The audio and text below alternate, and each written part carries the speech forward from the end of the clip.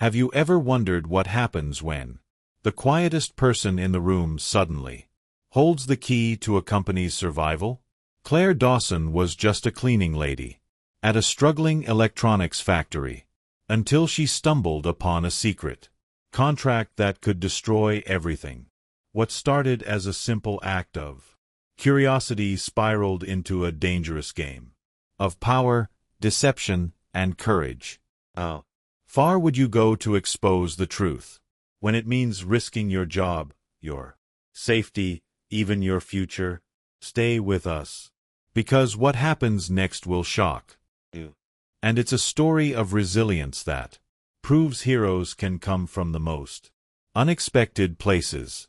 Claire Dawson was once a star student, fluent in German, legal translation on track to a bright future. But life's cruel twists forced her into shadows she never imagined. She was just the cleaning lady at Sunrise Electronics, a struggling factory nestled in the gray industrial heart of Cleveland, Ohio. That February morning, icy winds whipped down the cracked streets, scattering snowflakes like whispers of forgotten dreams. Claire tightened her worn coat and hurried through the snow drifts, praying she wouldn't be late again. The bus had broken down miles from the plant, and Tina Barnes, the stern head of housekeeping, made it clear no excuses. Being late wasn't just frowned upon, it was dangerous for her job. The Sunrise Electronics plant was a relic of a faded era. Its once glorious facade now crumbled under decades of neglect, but it still pulsed with life. The factory floor buzzed faintly beneath layers of dust and rust. To many it was just a place of work. To Claire, it was a battlefield. 10 years ago, Claire Dawson had walked the sunlit halls of a prestigious university, praised by her professors for her unmatched gift with legal jargon. She remembered Professor Zenby's words vividly. Claire, your grasp of complex contracts is exceptional. The world will need your skills. But then came the phone call that shattered her world, her mother's sudden illness, the relentless progression of rheumatoid arthritis that would steal her mobility and independence. Suddenly, studies were no longer a priority. The cost of medicine and care drained every penny. Claire traded textbooks for mop buckets and lecture halls for cold echoing corridors of the factory. Every scrub of the floor was a silent rebellion against the life she never wanted. On that particular day, as she pushed her cleaning cart through the administrative wing, something on the director's desk caught her eye.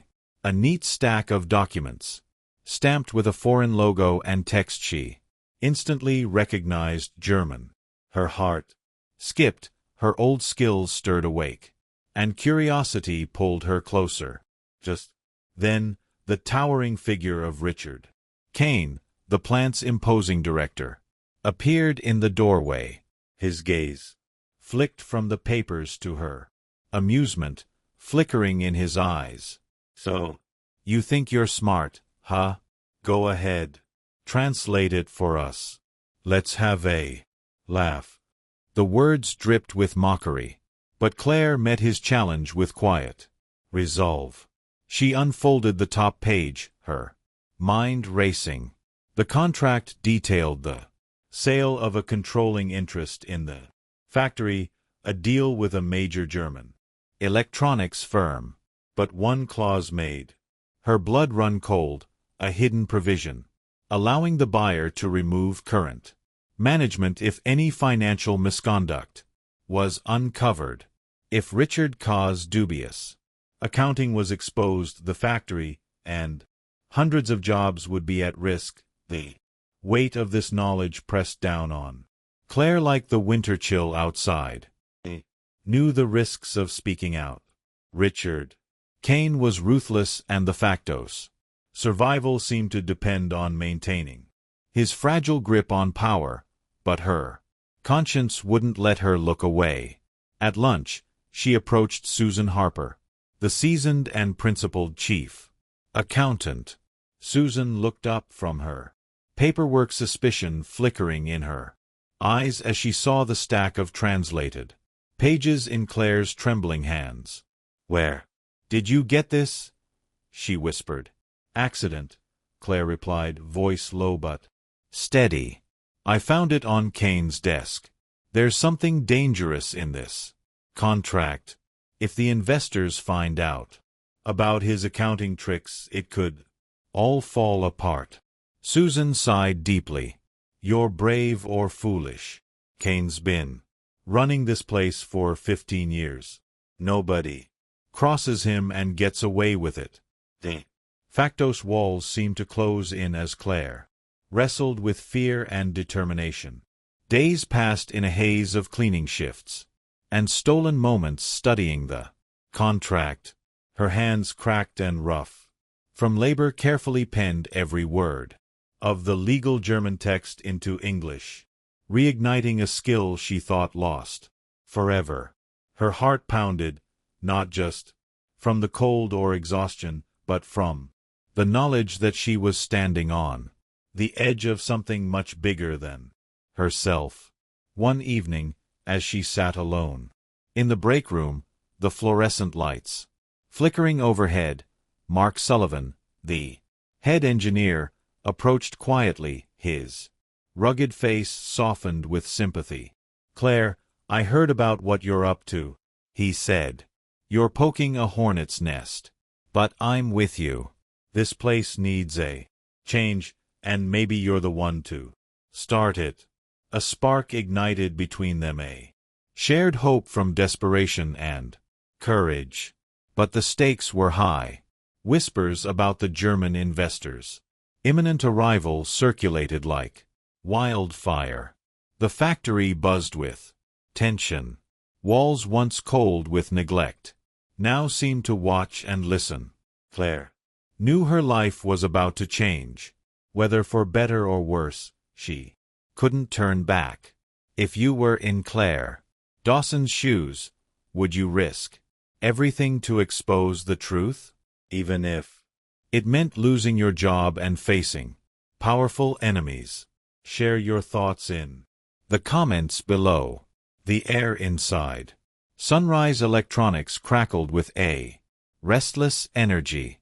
The impending arrival of the German investors wasn't just a visit. It was a reckoning. Everyone in the factory sensed the undercurrent of fear mixed with fragile hope. Claire Dawson felt it too. Each step she took down the worn corridors echoed like a drum beat of destiny. The stack of translated documents weighed heavy in her mind and her hands. She was no longer just a cleaner. She had become the reluctant guardian of the truth. Her confrontation with Richard Kane had shaken the foundation of everything. The director's venomous laughter still haunted her ears, but so did the flicker of uncertainty she had glimpsed beneath his bravado. She knew he was a man cornered, desperate to keep his empire intact. That afternoon, Susan Harper summoned Claire to a quiet office tucked away from prying eyes. The two women sat facing each other, the dim light casting long shadows. "I've reviewed your translation," Susan whispered, her voice trembling with the weight of it all. "This clause? It's a legal bomb. If the German company finds out about the falsified books, they'll pull out immediately. It could mean the end for Sunrise Electronics." Claire nodded, swallowing the lump in her throat. "But how do we stop it? How do we make the truth heard when Kane controls everything?" Before Susan could answer, the door creaked open. In his step, Mark Sullivan, his usually steady gaze now sharp with determination. "We're not alone in this," he said firmly. "I've talked to some of the engineers. They're ready to stand with us. The factory deserves better than lies and cover-ups." That night, Claire couldn't sleep. Images of the factory, the workers, and her mother, Margaret Dawson, filled her mind. The stakes were painfully real. If Sunrise collapsed, hundreds of families would be shattered. Yet the risk of defying Richard Kane was equally terrifying. The next morning, the factory hummed with frenetic activity. Walls were being repainted, broken machinery hurriedly fixed. Even the bathrooms were scrubbed until they gleamed, a stark contrast to the usual neglect. The Germans were coming, and Kane wanted everything spotless. In the midst of this controlled chaos, a black sedan rolled through the factory gates. From it stepped Henry Stein, the German investor whose company's future now entwined with Sunrise Electronics.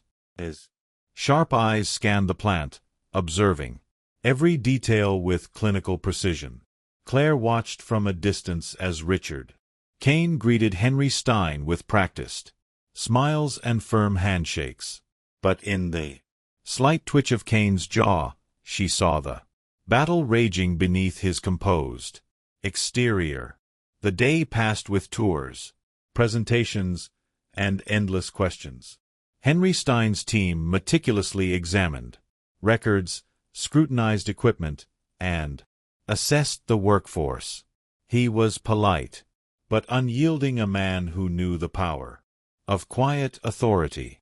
In a tense moment, during the afternoon meeting, Henry Stein fixed his gaze on Richard Kane. "Mr. Kane, can you explain the discrepancies in the third quarter financial reports?"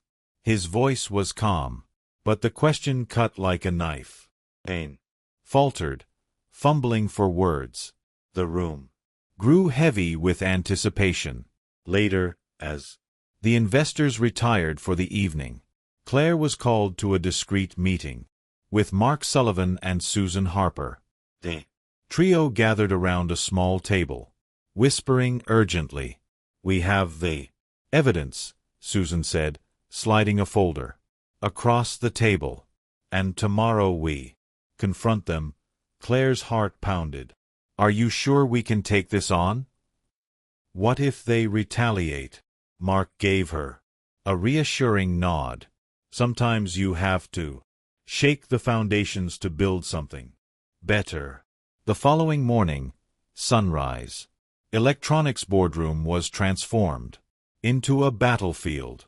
The factory senior staff, including Richard Kane, sat stiffly around a polished oak table. Claire stepped forward, her voice steady, despite the storm raging inside. "I've translated a clause in the contract that could lead to the removal of current management if financial misconduct is uncovered," she declared. "This is not just about paperwork. It's about the future of this factory and the people who depend on it." Gas and murmurs rippled through the room. Kane's face darkened, his usual mask slipping. "You're overstepping, Claire," he snapped. "You're just a cleaner. Stay in your lane." But before she could respond, the door swung open. In walked Henry Stein, his expression unreadable. "I've reviewed the documents," he said quietly, "and I'm impressed by your courage, Claire. We will be conducting a full audit, and any wrongdoing will have consequences." The boardroom fell silent. The once unshakable Richard Kane now sat visibly shaken. Days of tense audits followed. Claire, Mark, and Susan worked tirelessly, their alliance growing stronger. They uncovered the depth of the financial manipulations. Evidence that could no longer be ignored. Finally, the verdict came. The German investors demanded a change in leadership. Richard Kane was removed from his post. In a stunning move, Claire Dawson was appointed interim executive director with Mark Sullivan as chief operating officer. Their partnership symbolized a new hope for Sunrise Electronics. But the battle was far from over. As whispers swirled and eyes watched with suspicion, Claire found herself fighting not just for the factory survival, but for her own legitimacy. Every step was met with resistance from board members, clinging to old loyalties, to workers wary of change. Yet deep inside, Claire felt a fierce fire. She was no longer invisible. She was a force to be reckoned with. Thanks for watching. Sorry for the interruption, but we hope you will help us improve our content in the future. If you were in Claire Dawson's shoes, stepping into a leadership role without traditional authority or experience, how would you overcome the doubt and hostility of those around you? What qualities do you think are most important for a leader in such a situation? Share your thoughts. Your advice could inspire someone else facing a similar challenge.